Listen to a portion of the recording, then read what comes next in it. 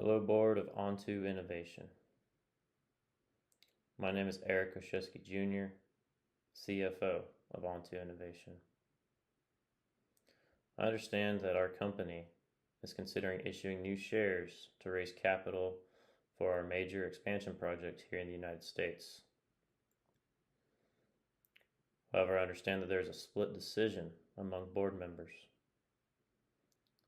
Some of you believe that the market is highly efficient and that the current stock price already reflects all available information, and thus conclude that the timing of the stock issue has no advantages or disadvantages.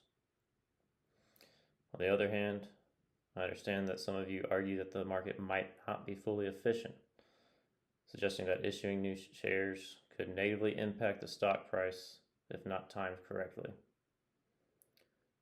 Being that Onto Innovation selected me as CFO in order to make decisions such as these, I hope that my analysis of the situation is not only heard, but also supported by the board.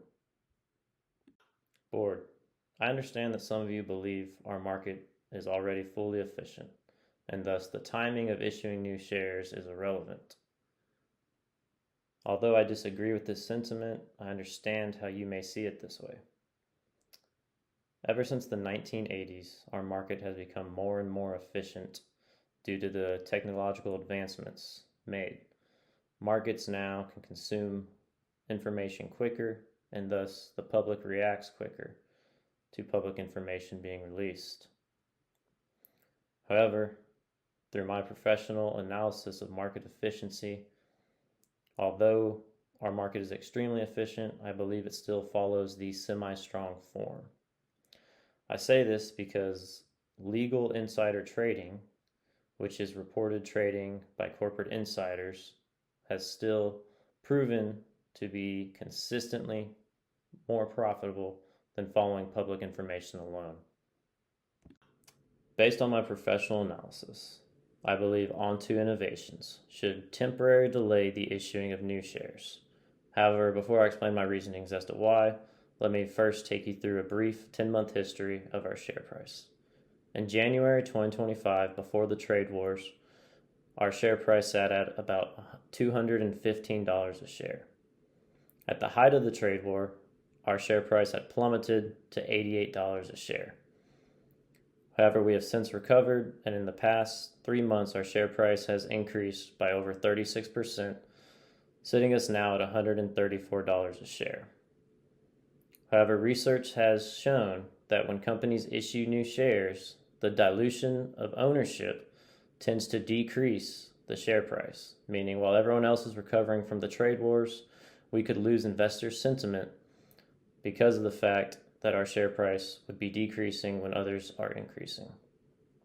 Secondly, I believe we should delay the issuing of new shares because of the amount of capital we can gain for the expansion project if we wait until our share price is back to over $200 a share. For example, if we issued new shares right now, we'd have to issue those shares at a discount at $120 a share. And if we issued 500,000 shares, we would stand to gain $60 million.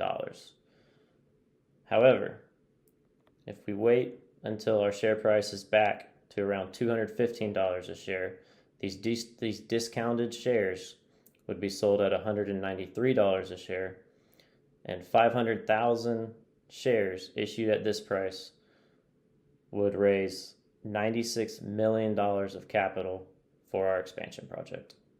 Therefore, I believe we should delay the issuing of these shares.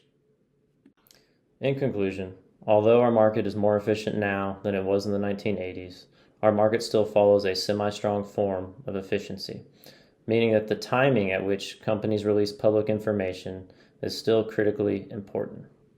Based on our current upward trajectory, our stock price will hit pre-trade war levels in less than 6 months. However, if we issue new shares right now, not only would that halt our upward trajectory, but it could decrease investor sentiment in the belief that we could ever get back to our pre-trade war levels. Additionally, If we do wait until our stock price is back to $215 a share, we stand to gain over $36 million in capital, as opposed to if we release the new shares right now at our current stock price.